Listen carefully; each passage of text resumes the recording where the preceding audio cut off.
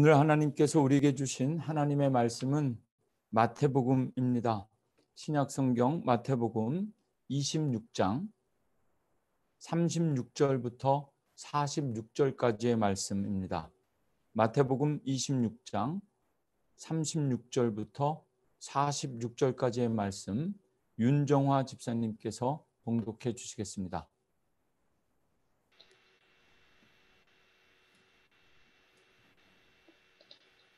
이에 예수께서 제자들과 함께 겟세마네라 하는 곳에 이르러 제자들에게 이르시되 내가 저기 가서 기도할 동안에 너희는 여기 앉아 있으라 하시고 베드로와 세베대의 두 아들을 데리고 가실새 고민하고 슬퍼하사 이에 말씀하시되 내 마음이 매우 고민하여 죽게 되었으니 너희는 여기 머물러 나와 함께 깨어 있으라 하시고 조금 나아가사 얼굴을 땅에 대시고 엎드려 기도하여 이르시되 내 아버지여 만일 할만하시거든 이 잔을 내게서 지나가게 하옵소서. 그러나 나의 원대로 마시옵고 아버지의 원대로 하옵소서 하시고 제자들에게 오사 그 자는 것을 보시고 베드로에게 말씀하시되 너희가 나와 함께 1시간도 이렇게 깨어 있을 수 없느냐. 시험에 들지 않게 깨어 기도하라. 마음에는 원이로되 육신이 약하도다 하시고 다시 두 번째 나아가 기도하여 이르시되 내 아버지여 만일 내가 마시지 않고는 이 잔이 내게서 지나갈 수 없거든 아버지의 원대로 되기를 원하나이다 하시고 다시 오사 보신즉 그들이 자니 이는 그들의 눈이 피곤함일러라. 또 그들을 두시고 나아가 세 번째 같은 말씀으로 기도하신 후 이에 제자들에게 오사 이르시되 이제는 자고 쉬라. 보라 때가 가까이 왔으니 인자가 죄인의 손에 팔리느니라. 일어나라 함께 가자. 보라 나를 파는 자가 가까이 왔느니라. 아멘. 아멘. 오늘도 하나님께서 우리에게 주신 말씀 앞에 믿음으로 아멘 하고 또 주실 말씀 사모하며 찬송 한 장 부르도록 하겠습니다. 찬송가 390장입니다. 통일 찬송가로는 444장 예수가 함께 하시니 예수가 거느리시니 함께 찬송 부르시겠습니다.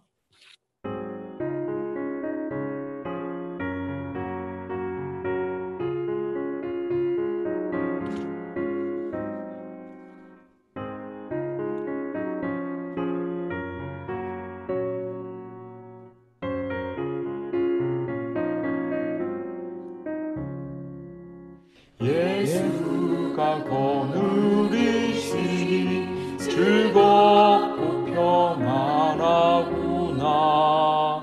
주야의 자국 깨는 곳 예수가 거느리시네. 주 날 항상 돌보시고 날 친히 거느리시네. 주 날 항상 돌보시고 날 친히 거느리시네. 때때로 괴로움 당하면 때때로 기쁨 누리네. 풍파 중에 지키시고 평안히 인도하시네. 주날 항상 돌보시고 날 친히 거느리시네. 주날 항상 돌보시고 날 친히 거느리시네. 내 주의 손을 붙잡고 천국에 올라가겠네. 괴로우나 즐거우나 예수가 거느리시네. 주날 항상 돌보시고 날 친히 거느리시네. 주날 항상 돌보시고 날 친히 거느리시네. 이기네. 이 세상 이별할 때에 마귀의 권세 이기네. 천국에 가는 그 길도 예수가 거느리시네. 두 날 항상 돌보시고 날 친히 거느리시네. 두 날 항상 돌보시고 날 친히 거느리시네. 아멘.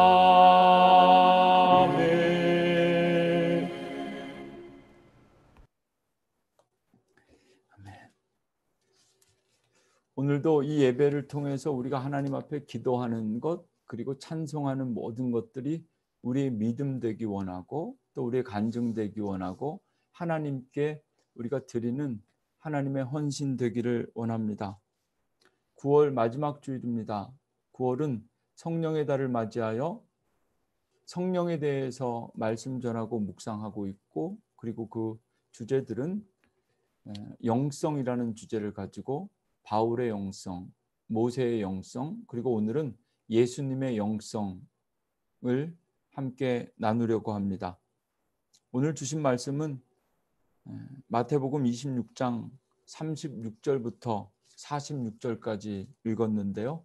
여러분들 혹시 오늘 예배 자리에 나오시면서 여러분들 앞에 다 성경책 있으시면 이번엔 저랑 한 번 더 간단하게 말씀 한 번 더 리딩 하시면 좋겠습니다. 36절인데요. 예수께서 제자들과 함께 겟세마네라 하는 곳에 이르렀다. 오늘 본문의 지역적인 배경은 겟세마네입니다. 겟세마네 동산에서 예수님께서 기도하신 내용으로 유명한 본문입니다. 혼자 가신 것이 아니라 제자들과 함께 가셨습니다. 제자들에게 이르시되 내가 거기 가서 기도할 동안 너희는 여기 앉아 있어라. 겟세마네 동산에서 예수님과 제자들이 기도하는 모습으로 본문은 시작하는데요. 36절의 핵심적인 내용은 이겁니다. 내가 저기 가서 기도할 동안 너희는 여기 앉아 있어라. 도대체 예수님이 가는 저기는 어디고 제자들이 앉아 있어야 하는 여기는 어디인지 정확하게 알 수 없지만 예수님은 내가 저기 가서 기도할 테니 너희는 여기 앉아 있어라 이렇게 말씀하셨습니다. 37절 베드로와 세베대의 두 아들을 데리고 가실새 예수님께서 제자들 가운데 딱 3명만 데리고 가셨는데요. 그 3명의 이름을 그것도 37절은 베드로는 실명을 거론했고요. 그리고 나머지 둘은 실명이 아니라 부모님의 이름만 소개하고 있습니다. 베드로와 세베대의 두 아들을 데리고 가실새. 여러분 이때 제자들의 마음이 어땠을까요? 예수님을 가장 옆에서 지키고 따랐던 제자들도 때로는 선택받기도 하고 또 때로는 그냥 열외 버려지기도 합니다. 내가 저기 가서 기도할 동안 너희 셋은 나와 함께 따라오고 나머지는 여기 앉아 있어라. 하나님의 부르심, 성령님의 감동을 통해서 하나님의 부르심을 어떻게 분별할 것인가. 때로는 하나님께서 우리를 불러주셔서 마치 베드로와 세베대의 두 아들처럼 부르심을 받기도 하고요. 또 예수님의 나머지 제자들처럼 너희는 여기 앉아 있어라. 이것이 어떤 이들에게는 부르심의 형태로 나타나기도 합니다. 38절 이에 말씀하시되 내 마음이 매우 고민하여 죽게 되었으니 너희는 여기 머물러 나와 함께 있으라. 예수님의 지금 마음이 거의 죽을 지경입니다. 이렇게 사람과 사람 사이에서도 어떤 사람이 아파하고 힘들어하는 것을 바로 옆에서 지켜보는 사람의 마음도 마찬가지이지요. 아마도 예수님께 선택받지 못하고 너희는 여기 앉아 있어라. 나는 왜 따라오지 말라고 하는 건가? 서운해했을 제자들에게 어쩌면 예수님이 힘들어하고 아파하는 것을 가까이 지켜보는 것보다 차라리 멀리 앉아 있었던 것이 그들에게는 더 큰 복이 되었을지도 모릅니다. 이제 예수님의 기도가 시작되는데요. 오늘 본문에는 예수님께서 3번 기도하십니다. 그런데 3번 기도하는 기도의 내용이 똑같은데 3번 기도했다라고 소개하고 있고 그 3번의 흐름을 따라 읽어보면 내용은 똑같은데 예수님의 감정이 변화되고 있는 것을 우리가 발견하게 됩니다. 39절 첫 번째 맨 처음 기도인데요. 예수님께서 얼굴을 땅에 대시고 엎드려 기도하여 이르시되 내 아버지여 만일 할만하시거든 이 잔을 내게서 지나가게 하옵소서. 그러나 나의 원대로 마시옵고 아버지의 원대로 하옵소서. 오늘 설교 제목입니다. 나의 원대로 마시옵고 아버지의 원대로 하옵소서. 예수님의 영성이란 무엇인가? 나의 뜻대로 되는 것 아니라 Not as I will, but as you will. 하나님께서 원하시는 대로. 오늘 본문 읽어보면 이 설교 제목이 2번 나오는데요. 이후에 나오는 똑같은 표현 아버지의 원대로 하옵소서라는 표현의 영어 번역은 다릅니다.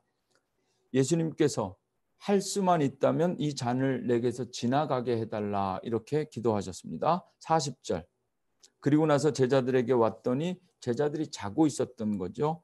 여기 앉아있으라고 그랬는데 앉아있으란 말을 그냥 쉬고 있으라라는 말로 들었을지도 모릅니다. 제자들에게 오사 그 자는 것을 보시고 베드로에게 말씀하시되 너희가 나와 함께 1시간도 이렇게 깨어 있을 수 없더냐. 여러분 그리스도인들에게 기도한다는 것, 기도하는 삶은 깨어 있는 삶입니다. 거꾸로 말씀드리면 깨어 있는 삶은 기도하는 삶입니다. 지금 예수님은 제자들에게 여기 앉아 있어라. 그리고 앉아 있으라 하신 말씀은 깨어 기도하라 라는 말씀이었음을 우리가 알게 되는 것이죠. 41절 오늘 41절 이 말씀 하나 가지고도 충분한 은혜가 될 것 같은데 여러분 눈으로 보시고 입술로 읽으시면 좋겠습니다. 시험에 들지 않게 깨어 기도하라. 마음에는 원이로되 육신이 약하도다. 여기 41절 말씀이에요. 2가지 믿음이 있습니다. 그리고 저는 이 2가지 믿음 가운데 2가지 영성을 봅니다. 어떤 사람들은요. 시험에 들지 않게 깨어 기도하는 믿음, 이 영성으로 살아가는 분들이 있고요. 어떤 분들은요. 마음은 원이로되 육신이 약하도다. 이 믿음과 영성으로 살아가는 분들이 있습니다. 혹시 오늘도 그리고 지금까지 앞으로도 늘 하나님 앞에 하나님 내 마음 아시죠? 늘 우리는 이렇게 이 콤비 세트로 하나님 앞에 나아가죠. 내 마음 아시죠? 나의 중심을 보시는 하나님, 마음은 원이로되 육신이 약해서 내가 그렇습니다. 그래서 아무리 불러도 나는 꿈쩍할 수가 없지만 내 마음은 아시죠? 이 믿음으로 살아가는, 이 영성으로 살아가는 이 영성이 충만한 분들이 있습니다. 부디 바라기는 마음은 원이로되 육신이 약하도다 이 믿음이 아니라 시험에 들지 않게 깨어 기도하는 성도님들이 되시기를 주님의 이름으로 축원합니다. 9월 성령의 달을 우리가 지나면서 오늘 이 마지막 주일에 우리가 결단해야 할 것 중에 하나가 이 41절 말씀입니다. 더 이상 나는 마음은 원이로되 육신이 약하여 제자리에 머물러 있는 신앙, 영성이 아니라 시험에 들지 않도록 끊임없이 깨어 기도하며 하나님의 부르심을 기다리고 부르심 앞에 순종할 수 있는 그 믿음과 영성으로 나아가리라. 이어서 42절 말씀에 2번째 기도가 시작됩니다. 똑같은 기도입니다. 그러나 예수님의 마음이 조금 바뀌고 있음을 영적인 분별력이 있는 분들이라면 42절 말씀을 읽으시면서 느끼실 수 있을 겁니다. 2번째 나아가 기도하여 이르시되 내 아버지여 만일 내가 마시지 않고서는 이 잔이 내게서 지나갈 수 없거든 아버지의 원대로 되기를 원하나이다. 아버지의 원대로 되기를 원하나이다. 나의 원대로 하지 마시고 아버지의 원대로 하옵소서.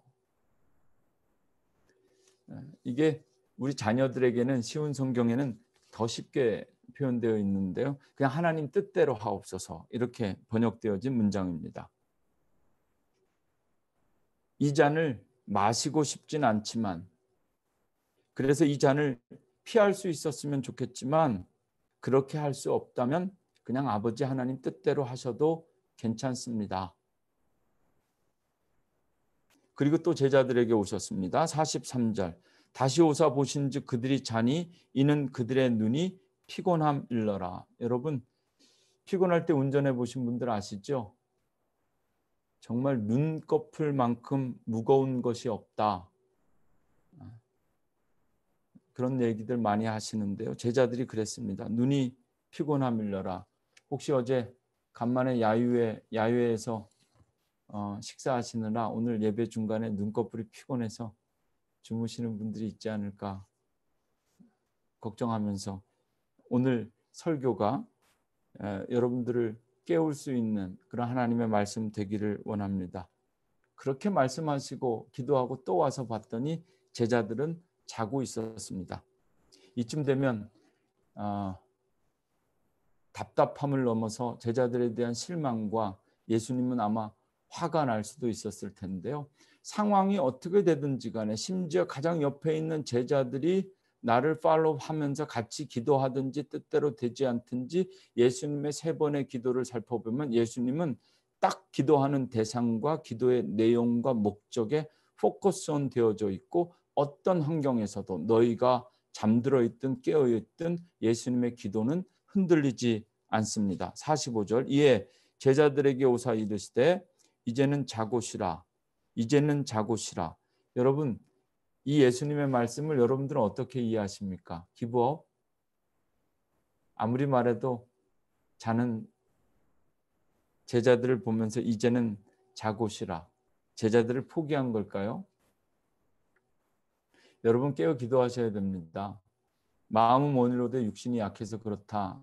늘 기도하는 분들 예수님께서 그래 이제는 자고 쉬라.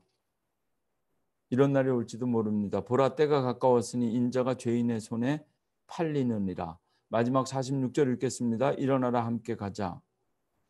방금 전에 자고 쉬라 그러셨는데 예수님은 일어나서 함께 가자 이렇게 말씀하십니다. 나를 파는 자가 가까이 왔느니라. 쉬라고 하실 때는 언제고 이제 또 일어나서 함께 가자고 하시는가. 여러분 예수님은 끝까지 제자들을 포기하신 분이 아니라 마지막까지 제자들과 함께하기 원하셨던 분, 그분이 바로 예수님이십니다.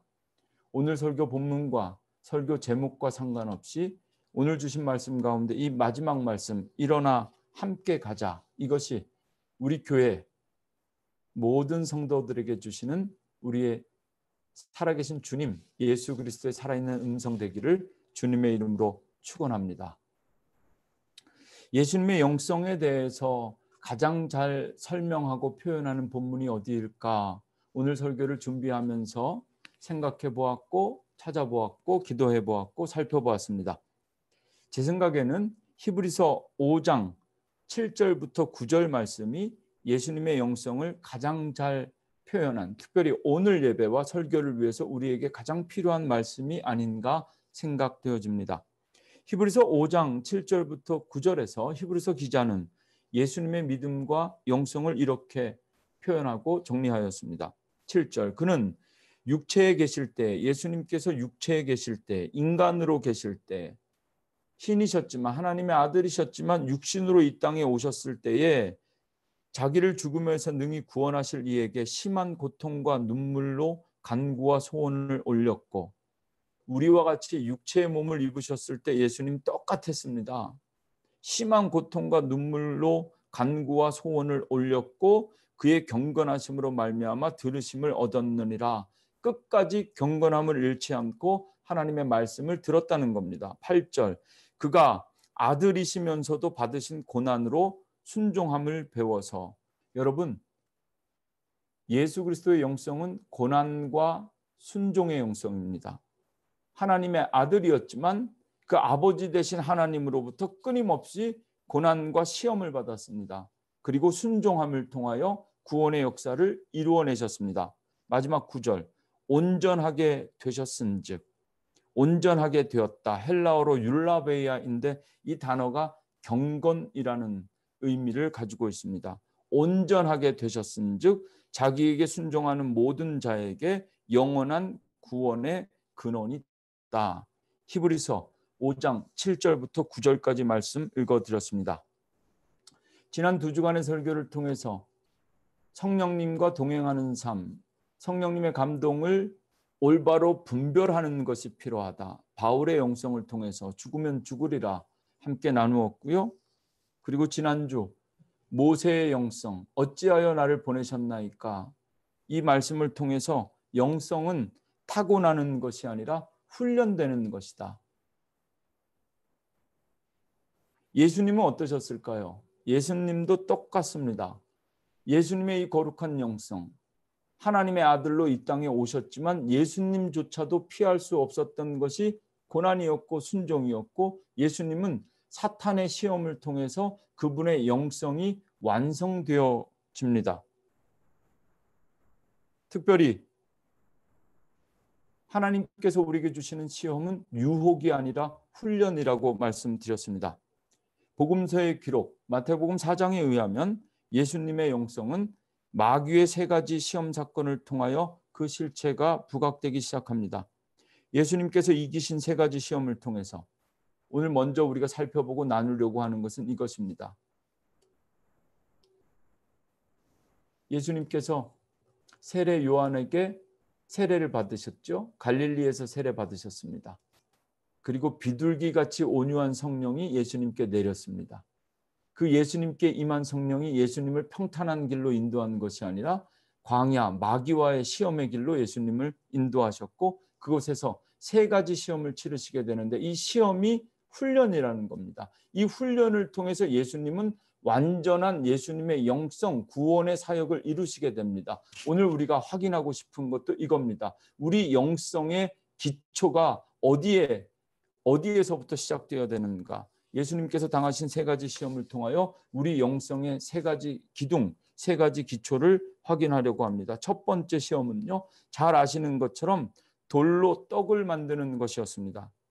그런데 이 3가지 시험 가운데 첫 번째 시험과 두 번째 시험을 잘 본문을 읽어보면, 마태복음 4장을 읽어보면 조건이 있습니다. 내가 만일 하나님의 아들이거든. 사탄이 예수님을 시험할 때 예수님의 정체성의 문제를 먼저 제기합니다. 예수님뿐만 아니라 예수 그리스도를 믿는 우리들도 마찬가지죠. 예수님을 향해서 내가 만일 하나님의 아들이거든 돌이 떡이 되게 하라. 오늘 여러분들도 믿음으로 살아가고 신앙생활하는 우리가 늘 하나님의 시험을 당하는 것도 이 이유입니다. 네가 만일 그리스도인이거든 돌이 변하여 떡이 되게 해보라. 사람들은 메시아가 오셔서 먹고 사는 문제를 해결해 주기를 기대했습니다. 저는 어쩌면 예수님께서 베풀어 주신 기적 가운데 가장 큰 실수가 오병이어 같은 기적이 아니었을까. 그것 때문에 어쩌면 사람들이 예수를 따르면서 예수의 복음을 오히려 늘 물고기 2마리와 떡덩이로부터 시작되는 그런 놀라운 경제적인 기적에만 집중하게 만든 건 아닌가 하는 아쉬움이 있기도 합니다. 그래서 예수님은 이적을 나타내고 병을 고쳐줄 때마다 그 사실과 소문이 퍼져나가는 것을 원치 않으셨고, 때로는 산으로 숲으로 그렇게 도망 다니셨습니다. 하나님의 아들로 이 세상에 오신 예수님은 이 땅의 돌들을 떡으로 만들어서 인류의 빈곤 문제를 해결하는 데는 전혀 관심이 없었다는 말입니다. 예수께서 선포하신 하나님의 나라의 비전은 경제 대국, 경제 왕국을 세우는 것이 아니었습니다. 그런데 끊임없이 사탄은, 마귀는 이것을 시험합니다. 놀라운 것은 사탄이 전혀 없는 것을 가지고 예수님을 시험한 것이 아니라 예수님께서 행하신 기적을 가지고 예수님을 시험하고 있다는 사실입니다. 여러분들도 믿음으로 사실 때 여러분들이 체험한 간증과 능력이 때로는 우리를 시험할 수 있다는 것을 기억하셔야 됩니다. 왜 똑같은 기적이 그때는 가능했는데 지금은 나에게 나타나지 않는가?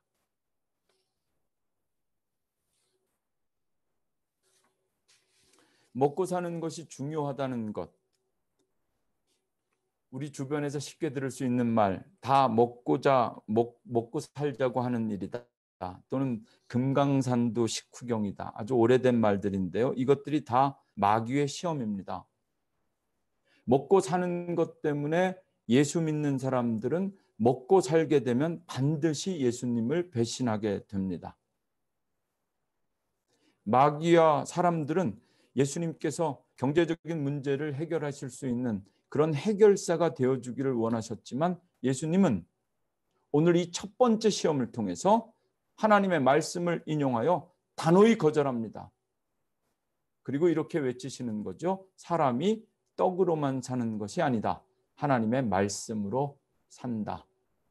제 얘기가 아니라 예수님께서 하신 말씀 마태복음 4장 4절에 기록되어진 말씀입니다. 이것이 예수님의 영성입니다. 이것이 예수님의 영성의 세 가지 기초 가운데 한 가지 기둥입니다.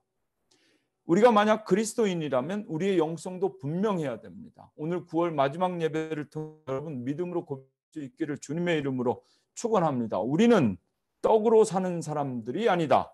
우리는 하나님의 말씀으로 산다. 아멘. 두 번째 예수님께서 마귀에게 당하신 두 번째 시험은 성전 꼭대기에서 뛰어내리는 겁니다. 성전 이전을 위해서 기도하고 있는 우리들이기 때문에 특별히 이 두 번째 시험이 더 눈에 들어오는 것 같기도 하고 묵상하게 되는데요. 이것도 똑같습니다. 마귀가 이렇게 말합니다. 내가 만일 하나님의 아들이거든. 하나님의 아들이 아니라면 시험도 필요 없었을지도 모를 것 같은 전제를 통해서 두 번째 시험이 시작됩니다. 한번 뛰어내려 보라. 하나님의 아들이 아니면 뛰어내릴 필요도 없겠지요. 하나님의 아들이라면 뛰어내려 보라. 이것이 두 번째 시험입니다. 그것도 거룩한 성전 꼭대기에서 말이죠. 여러분, 새로운 성전에서 제일 높은 곳에 있기보다는 늘 낮아지려고 기도하고 노력하는 성도님들 되시기를 주님의 이름으로 축원합니다. 예수님께서 당하신 이 두 번째 시험은 첫 번째 시험보다 더 무섭습니다. 첫 번째 시험이 예수님께서 직접 행하신 오병이어와 같은 기적이잖아요. 마귀가 그거 한 번 더 해보라. 물고기 2마리 가지고 떡 5개 가지고 5,000명도 먹였는데 그거 뭐 돌로 떡 만든 거 아니냐. 그거 한번 해봐라. 이렇게 시험했다면 두 번째는 하나님의 말씀 가지고 시험하는 겁니다. 이게 성경 꼭대기에서 뛰어내려도 다치지 않을 예수님의 피지컬에 대한 테스트가 아니라 시편 91편 11절에 있는 말씀, 하나님이 너를 위하여 자기 천사들에게 명하여 너를 지키게 할 것이다. 시편에 있는 이 말씀 가지고 여러분, 말씀으로 살아가는 사람들이 말씀으로 시험당한다는 사실입니다.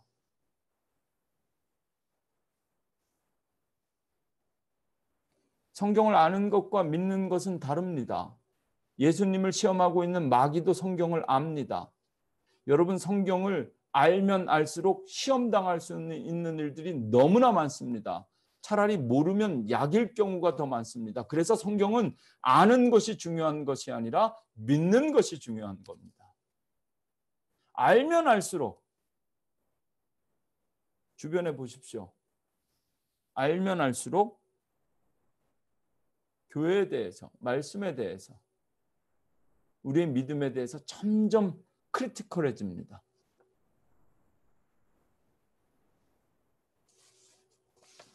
말씀은 순종하라고 주시는 하나님의 축복인데, 말씀은 배우고 가르쳐야 하는 하나님의 축복인데, 하나님께서 우리에게 주신 믿음으로 하나님 말씀 앞에 순종해야 되는데, 우리는 말씀 속의 기적과 표적을 구하며 끊임없이 하나님을 시험하고 있습니다.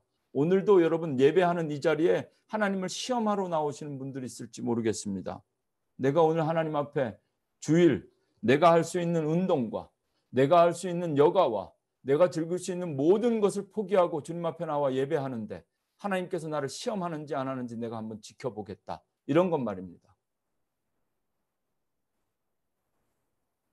들어주시나 안 들어주시나 말씀에 이런 것들이 있는데 이거 내가 말씀에서 읽었는데 내가 이 말씀을 아는데 이 말씀대로 내 삶이 되나 안 되나 우리는 늘 그렇게 하나님을 시험하다가 마귀의 시험에 빠지게 됩니다. 심지어 말씀을 알면 알수록 그 말씀이 나를 시험에 들게 하는 말씀이 되는 것뿐만 아니라 교회를 시험에 들게 하고 성도들을 시험에 들게 합니다.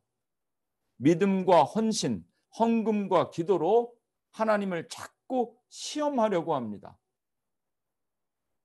그래서 예수님은 오늘 이 두 번째 마귀의 시험 앞에 분명히 이렇게 선언합니다. 주 너의 하나님을 시험하지 말라. 이것이 예수님의 영성의 두 번째 기초입니다. 이것은 그냥 말씀이 아니라 신명기 6장 16절의 말씀을 인용하신 마태복음 4장 7절의 말씀입니다. 믿음은 하나님의 말씀에 순종하라고 주신 하나님의 선물입니다. 하나님의 표적과 이적을 구하며 하나님을 시험하라고 주신 하나님의 선물이 아닙니다. 그래서 저는 좀 늘 그 말씀, 그 표현이 좀 저는 불편한데요. 11조와 헌금 얘기할 때마다 한번 해보라. 흔들고 뭐 어떻게 하도록 채우시나 안 채우시나 시험해보라. 말씀은 말씀인데 그 말씀 속에 뜻을 이해하셔야죠. 그래 좋다. 내가 헌금할 테니까 하나님께서 30배, 60배, 100배로 채우나 안 채우나 내가 한번 보겠다. 이런 마음으로 헌신하는 게 아니잖아요.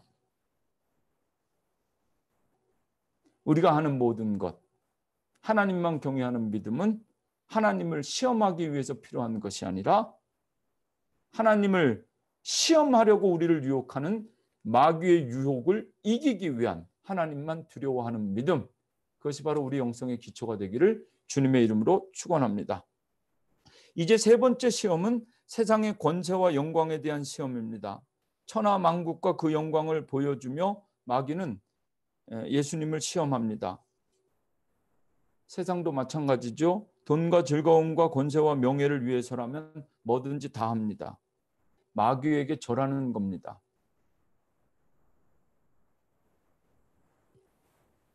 자녀들을 위해서 하나님만 경외하는 믿음을 자녀들에게 가르치면서 새로운 성전에 모이면 우리 부모님들이 자녀들이 하는 기도, 자녀들이 하는 예배, 자녀들이 읽고 듣는 말씀 이런 거 자랑하면 좋겠습니다. 자녀들이 누리는 세상의 돈, 즐거움, 권세, 명예, 내 자녀가 얼마나 잘 됐는지 자랑하기보다는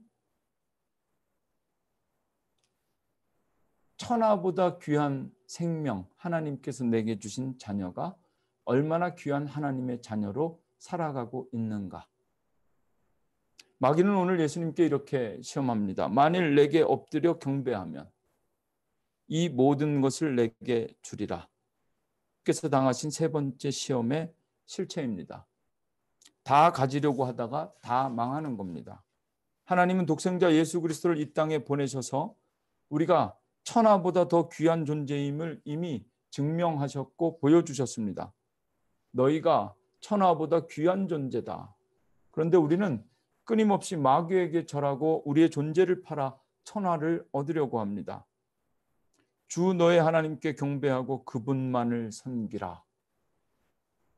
예수님께서 이 또한 신명기 6장 13절 말씀을 인용하여 마귀의 시험을 이기셨습니다. 주 너의 하나님만 경배하고 그분만을 섬기라. 신명기 6장 13절 말씀을 인용하신 마태복음 4장 10절의 말씀입니다. 이것이 우리에게 필요한 또 하나의 영성의 기초입니다. 주 나의 하나님만 경배하고 그분만 섬기리라. 이제 예수님께서 당하신 세 가지 시험을 통해서 오늘 우리에게 들려주신 세 가지 우리에게 필요한 영성의 기초 다시 한번 정리해 볼 텐데요. 여러분, 첫째, 믿음으로 고백하시면 좋겠습니다. 우리는 뭐로 산다? 우리는 떡으로 사는 것이 아니라 하나님의 말씀으로 산다. 어제 야유회 때 제가 떡을 나눠드렸는데 이런 말씀을 드려서 죄송합니다. 우리는 떡이 아니라 말씀으로 산다. 어제 나눠드린 떡보다 오늘 전해드린 이 말씀이 여러분들에게 더 큰 은혜와 맛있는 생명의 말씀 되기를 주님의 이름으로 간절히 축원합니다. 말씀으로 사십시오. 두 번째는요. 주 너의 하나님을 시험하지 말라. 여러분, 하나님 시험하는 것이 아니라 하나님 말씀에 우리는 순종하는 겁니다. 그리고 이 9월 마지막 예배를 드리면서 성령님께서 주시는 감동과 은혜와 권능으로 우리가 살아야 되는 삶, 오직 하나님만 경배하고 오직 하나님만 섬긴다. 이것이 우리 영성의 기초가 되기를 주님의 이름으로 축원합니다. 오늘까지 세 분의 영성을 살펴보았습니다. 사도 바울의 영성, 죽으면 죽으리라. 그 믿음으로 하나님의 말씀을 정확하게 분별할 수 있는 영적인 분별력이 우리에게 필요합니다. 어찌하여 나를 보내셨나이까? 모세의 영성, 결과에 상관없이 무조건 순종할 수 있는 그 영성 말입니다. 그리고 오늘 아버지의 뜻대로 하옵소서 예수님의 영성을 살펴보았습니다. 오늘로 9월 성령의 달을 마치고 10월부터는 성령의 열매 맺는 달로 시작하려고 합니다. 3주에 걸쳐 말씀을 전하면서 놀라운 사실을 하나 발견할 수 있었는데요. 바울이나 모세나 예수님이나 그렇게 놀라운 하나님의 일꾼들 또 하나님의 아들이었지만 바울과 모세와 예수님의 모습 속에서 공통적인 한 가지를 발견할 수 있었습니다. 그것은 그들이 한 기도 중에서 발견된 공통점인데요. 성경 속에서 실패한, 절대로 하나님께서 응답해 주지 않았던 대표적인 세 가지 기도가 하나는 바울이었고 하나는 모세였고 하나는 하나님의 아들 예수 그리스도였습니다. 오늘 설교 마지막으로 절대로 응답되지 않았던 실패한 세 가지 기도를 소개해 드리려고 합니다. 첫 번째 실패한 기도는 죽으면 죽으리라는 영성으로 살았던 바울의 기도입니다. 주께서 귀하게 주의 사역을 귀하게 감당한 사도 바울인데 그의 몸엔 병이 있었습니다. 많이 아팠을 겁니다. 바울 스스로도 자신의 이 병을 가시, 육체의 가시라고 표현했습니다. 그래서 사도 바울을 연구하는 학자들과 수많은 목사님들이 도대체 이 사도 바울이 표현한 육체의 가시라고 표현했으니까 담석이 아닐까? 이렇게 추측하는 분들도 있고요. 원래 이 사도 바울의 질병을 논할 때 가장 먼저 제기된 주장은 간질이라는 주장이었습니다. 또는 어떤 사람은 극심한 두통이었을 것이다. 담석증과 같은 질병을 앓았던 사도 바울은 하나님 앞에 끊임없이 내 육체의 가시를 제하여 달라고 기도했을 것이다. 이렇게 해석합니다. 바울이 무슨 병을 앓았고 얼마나 아팠기에 육체의 가시라고 표현했는지 정확하게 알 수 없으나 그가 자신의 질병을 위해서 3번이나 기도한 것이 성경에 기록되어져 있습니다. 바울은 3번이나 자신의 질병, 육체의 가시를 제거해달라고 기도했으나 하나님은 절대로 응답하지 않았습니다. 날마다 육체의 질병으로 고난당하고 고통받는 성도들을 위해서 기도하고 있습니다. 하나님께서 응답해 주시기를 원합니다. 그러나 바울처럼 아무리 기도해도 우리 하나님이 응답하지 않으실 수도 있습니다. 하나님은 그렇게 유명하고 훌륭한 바울이었는데 그의 기도를 듣고 응답해 주지 않았습니다. 그리고 이렇게 말씀하십니다. 나의 은혜가 너에게 족하다. My grace is sufficient for you. 이렇게 말씀하십니다. 고린도후서 12장 7절부터 10절 말씀입니다. 여러 계시를 받은 것이 지극히 크므로 너무 자만하지 않게 하시려고 내 육체의 가시 곧 사탄의 사자를 주셨으니 우리는 육체의 가시로만 많이 알고 있는데요. 이 질병의 고통이 얼마나 컸는지 사도 바울은 하나님 앞에 기도할 때 그냥 육체의 가시가 아니라 사탄의 사자라고 고백하고 표현하고 있습니다. 내 몸속에 이렇게 내가 사탄의 사자를 안고 삽니다. 그렇게 날마다 고통 속에 있다라고 고백하는 거죠. 그리고 그거 고쳐달라고 하나님 앞에 기도합니다. 이는 나를 쳐서 너무 자만하지 않게 하려 하심이라. 이것이 내게서 떠나가게 하기 위하여 내가 3번 죽게 간구하였더니. 고린도후서 12장 8절. 이제 하나님께서 대답하십니다. 9절. 나에게 이르시기를 내 은혜가 내게 족하도다. 이는 내 능력이 약한 데서 온전하여 지리라 하신지라. 그러므로 도리어 크게 기뻐함은 고쳐주지 않았지만 사도 바울은 오히려 더 크게 기뻐하였습니다. 나의 여러 약한 것들에 대하여 자랑하리니 이는 그리스도의 능력이 내게 머물려 하려 합니다. 질병을 위해서 기도할 때 고쳐주지 않는 것이 사도 바울의 고백처럼 오히려 그것이 나의 약함이 나를 자랑하는 것이 아니라 내 안에 그리스도의 능력이 머물게 하려 함이었다. 이렇게 체험하고 고백할 수 있는 성도들 될 수 있다면 얼마나 좋을까? 10절 사도 바울의 마지막 고백은 아무리 기도해도 하나님께서 응답해 주지 않았지만 그의 실패한 기도를 통해서 사도 바울은 이런 간증을 쏟아내고 있습니다. 그러므로 내가 그리스도를 위하여 약한 것들과 능력과 궁핍과 박해와 곤고를 기뻐하노니 이는 내가 약한 때에 그때에 강함이라. 바울의 실패한 기도는 바울에게 임한 성령의 능력이 되었고 바울의 삶 속에 나타난 성령의 열매가 되었습니다. 그 열매로 오늘 우리가 삽니다. 두 번째 실패한 기도는 어찌하여 나를 보내셨나이까 라는 영성으로 살았던 모세의 기도입니다. 바로의 궁전에서 40년, 미디안 광야에서 40년을 살았던 모세.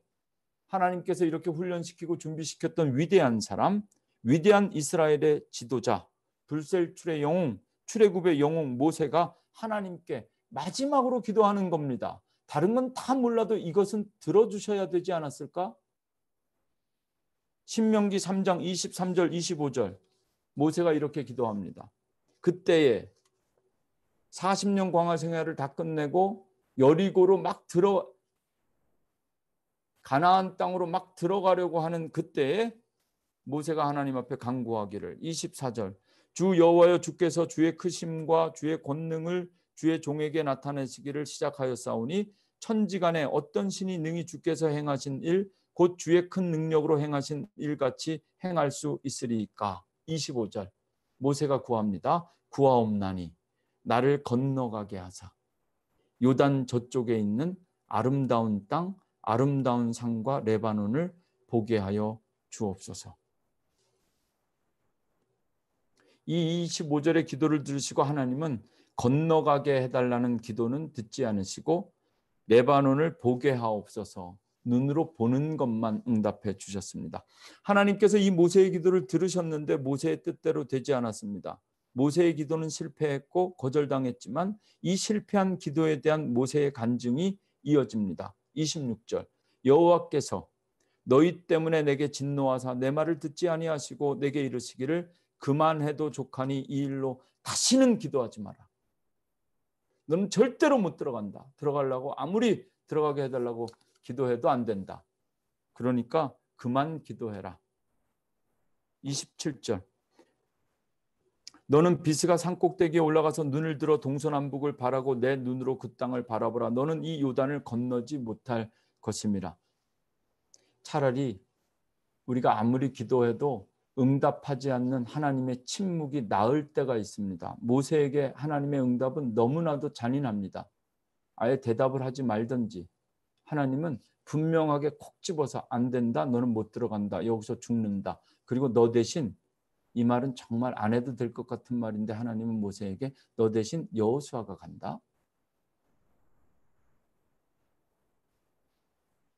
응답도 이런 잔인한 응답이 없었습니다. 120세 노인이 마지막으로 간절히 하나님께 기도했지만 하나님 앞에서는 어림이 없었습니다. 어린 반푼도 없었습니다. 응답은커녕 오히려 화를 내시고 다시는 그런 기도 하지 말라고 하십니다. 너는 여기까지다. 어차피 들어가지도 못할 땅 보여주지나 말든지 보기나 하고 들어가지는 말라고 하십니다. 너는 여기서 끝. 이제는 여호수아가 들어간다. 출애굽한 이스라엘 백성들이 모세의 시체도 못 가지고 들어갔습니다. 지금도 모세의 무덤이 어디 있는지 아는 사람이 없습니다. 그들의 출애굽 역사에서 가장 중요한 기록, 가장 중요한 인물, 가장 중요한 업적이었을 것 같은 모세의 이름을 그들의 역사에서 지워버리신 겁니다. 능력의 종 모세의 기도에도 하나님은 응답하지 않았습니다. 모세의 뜻이 꺾이고 하나님의 뜻이 이루어진 겁니다. 이것이 하나님께서 인도하신 출애굽 역사의 마지막 완성이 되었습니다. 이제 세 번째 기도. 바울과 모세뿐만 아니라 예수님도 마찬가지입니다. 그것이 오늘 우리가 함께 읽었던 마태복음 성경 본문 말씀입니다. 세 번째 실패한 기도. 아버지여, 이 잔을 내게서 지나가게 하옵소서. 겟세마네 동산에서 하신 예수님의 이 기도는 응답되지 않았습니다. 제자들과 함께 겟세마네 동산을 찾아오신 예수님은 3번에 걸쳐서 똑같은 기도를 하는데, 다른 사람도 아니고 하나님의 아들이신데 그럼에도 불구하고 똑같은 기도를 하면서도 하나님은 한 번도 응답하지 않고 끝까지 침묵하셨습니다. 그 침묵 앞에 예수님이 하나님의 뜻을 발견하게 되었고 예수님의 기도가 변하게 됩니다. 아버지의 원대로 하옵소서. 이 잔을 내게서 지나가게 해달라는 예수님의 기도는 응답되지 않았고 하나님은 끝까지 침묵하셨습니다. 그리고 이 응답되지 않은 기도를 통하여 예수님의 영성은 완성되었고 예수님의 구원의 사역은 시작되었습니다. 나의 원대로 마시고 아버지의 원대로 하옵소서. 제발 내 뜻대로 되지 않게 하시고 아버지의 뜻대로 이루어지게 하옵소서. 아버지의 뜻은 십자가의 죽음이었습니다. 그 뜻을 통하여 세상이 구원을 받았습니다. 예수께서 자신의 뜻을 이루기 위한 간절한 기도를 시작할 때 제자들을 책망하신 말씀 기억하실 겁니다. 너희가 나와 함께 1시간도 깨어 있을 수 없더냐. 그런데 예수님께서 자신의 뜻이 아니라 아버지의 뜻이 이루어지기를 기도했던 마지막 3번째 기도를 마친 후에 예수님은 제자들에게 이렇게 말씀하십니다. 이제는 자고 쉬어라. 보라, 때가 가까이 왔으니 인자가 죄인의 손에 팔리느니라. 일어나서 함께 가자. 일어나서 함께 가자. 오늘 우리들에게 들려준 주님의 마지막 음성입니다. 일어나서 함께 가자. 여러분, 9월뿐만 아니라 10월도 성령님과 함께 성령님의 능력을 체험하며 성령님께서 인도하시는 것, 특별히 예수 그리스도께서 십자가 위에서 성전 휘장을 찢으시고 우리에게 새롭게 열어주신 새로운 살 길을 함께 걸어가는 저와 여러분 되기를 원합니다. 어떻게 기도해야 됩니까? 하나님의 뜻이 이루어지는 것. 여러분이 바라는 대로 그대로, 여러분들이 기도하는 대로 그대로 이루어지고 응답되어지지 않는 현실과 그 기도가 오히려 더 큰 하나님의 축복, 하나님의 뜻의 완성이 될 수 있다는 사실을 기억하십시오. 어쩌면 지금도, 그리고 새롭게 시작하는 10월도 우리는 사도 바울처럼 기도하겠죠. 병 고쳐달라고, 육신의 병을 치유하여 주옵소서. 그리고 어쩌면 모세처럼 살려달라고, 하루만 더 살았으면 좋겠다고, 1년만 더 살았으면 좋겠다고 기도할지도 모릅니다. 그리고 예수님처럼 믿음으로 살면서 할 수만 있다면 하나님 한 번만 들어주시면 좋겠습니다. 그렇게 기도할지도 모릅니다. 그러나 우리의 뜻대로 되는 것보다 더 귀한 축복, 그것은 하나님의 뜻이 이루어지는 것. 이것이 우리 영성, 우리가 추구하고 기도하고 훈련해야 될 우리 영성의 최종적인 고올 될 수 있기를 주님의 이름으로 간절히 축원합니다. 기도하겠습니다. 하나님, 죽음은 죽으리라 사도 바울처럼 하나님 앞에 하나님만 두려워하는 믿음으로 하나님의 말씀을 분별할 수 있는 능력을 허락하여 주옵소서. 어찌하여 나를 보내셨나이까? 모세처럼 하나님 앞에 사용되기를 원합니다. 부르실 때마다 순종할 수 있는 믿음을 허락하여 주옵소서. 아버지의 뜻대로 하옵소서. 예수님과 같이 나의 뜻이 아니라 하나님의 뜻을 분별하고 하나님의 뜻을 이루어내는 믿음, 교회, 성도가 되게 하옵소서. 예수님의 이름으로 간절히 기도합니다. 아멘.